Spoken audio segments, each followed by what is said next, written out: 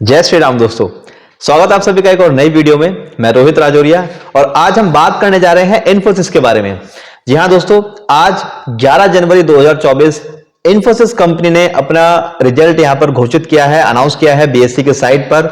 आपको पूरी इंफॉर्मेशन मैं देने वाला हूं, बने रहिए हमारे साथ वीडियो के एंड तक। उससे पहले जान लेते हैं शेयर के करंट के हालात, यानी कि आज ये शेयर किस तरह से मूव करता हुआ नजर आया और रिजल्ट के बाद क्या इस पर इफेक्ट देखने को मिला। देखिए दोस्तों, आज की बात कर लें तो आज ये शेयर बाजार में ओपन होता है 1524 रुपए 90 पैसे के साथ, हाई लगाता है 1525 रुपए।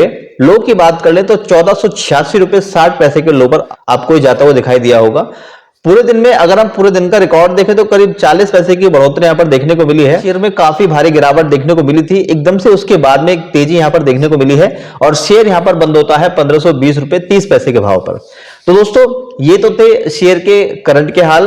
अब हम बात कर लेते हैं कंपनी के रिजल्ट के बारे में, जो कि आज कंपनी ने ऑफिशियली अनाउंस किया है। सबसे पहले बात कर लेते हैं कंपनी के रेवेन्यू के बारे में।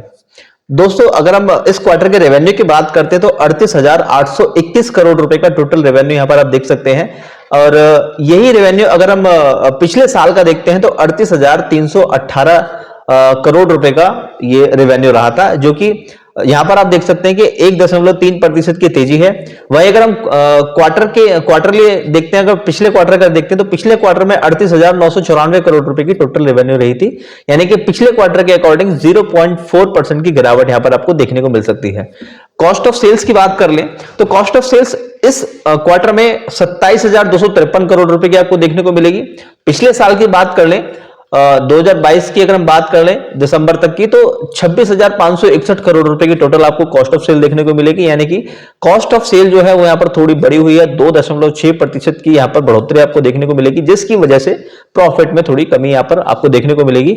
यही अगर हम बात कर ले लास्ट क्वार्टर की तो 27,031 करोड़ रुपए की आपको टोटल कॉस्ट ऑफ सेल्स देखने को मिलेगी, यानी कि 0.8% की यहां पर भी आपको यहां पर बढ़त देखने को मिलेगी कॉस्ट ऑफ सेल में। वहीं अगर हम बात करें उसके बाद ग्रॉस प्रॉफिट की, तो ग्रॉस प्रॉफिट 11,568 करोड़ रुपए इस क्वार्टर का है और पिछले साल के क्वार्टर की बात करें तो 11,757 करोड़ रुपए था, यानी कि 1.6% की यहां पर प्रॉफिट में गिरावट देखने को मिलेगी। और पिछले क्वार्टर के अगर देखते तो 11,963 करोड़ रुपए का लास्ट क्वार्टर का प्रॉफिट था, यानी कि उसके मुकाबले 3.3% की गिरावट यहां पर आपको देखने को मिलेगी। वहीं अगर हम बात कर लें टोटल नेट प्रॉफिट की, तो दोस्तों नेट प्रॉफिट जो कंपनी ने अर्न किया है इस क्वार्टर में तो वो है 6,106 करोड़ रुपए। और पिछले साल ये जो प्रॉफिट था इस क्वार्टर का, थर्ड क्वार्टर का 6,586 करोड़ रुपए का था, यानी कि ये भी यहां पर गिरा हुआ है। 7.3% की नेट प्रॉफिट में भी थोड़ी गिरावट यहां पर है, बड़ी गिरावट है। और वहीं अगर हम बात कर ले पिछले क्वार्टर की, तो पिछले क्वार्टर में जो प्रॉफिट था वो 6,212 करोड़ रुपए था। तो पिछले क्वार्टर के अकॉर्डिंग में यहां पर गिरावट है, यानी कि 1.7% की गिरावट यहां पर भी है। अब हम बात कर लें कंपनी के 9 मंथ के कंसोलिडेटेड रिजल्ट के बारे में, तो देखिए 9 महीने के अगर रिजल्ट के बारे में बात करते हैं तो रेवेन्यू इस बार 9 महीने का होता है 1,15,748 करोड़ रुपए। पिछले साल का था 1,09,326 करोड़ रुपए, यानी कि 5.9% की यहां पर आपको बढ़ोतरी देखने को मिलेगी। कॉस्ट ऑफ सेल्स की बात कर लें तो 80,666 करोड़ रुपए की कॉस्ट ऑफ सेल्स इस बार 9 महीने की है। पिछले साल की बात करते हैं तो 76,342 करोड़ रुपए की कॉस्ट ऑफ सेल्स थी, यानी कि कॉस्ट ऑफ सेल्स भी बढ़ी हुई है 5.7%।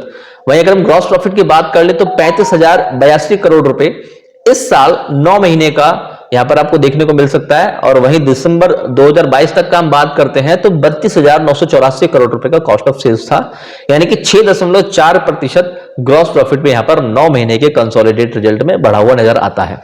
अगर हम बात कर लें कंपनी के नेट प्रॉफिट की, तो देखिए नेट प्रॉफिट जो कंपनी का है वो 18,264 करोड़ रुपए आफ्टर टैक्स एंड इंटरेस्ट यहां पर होता है 18,264 करोड़।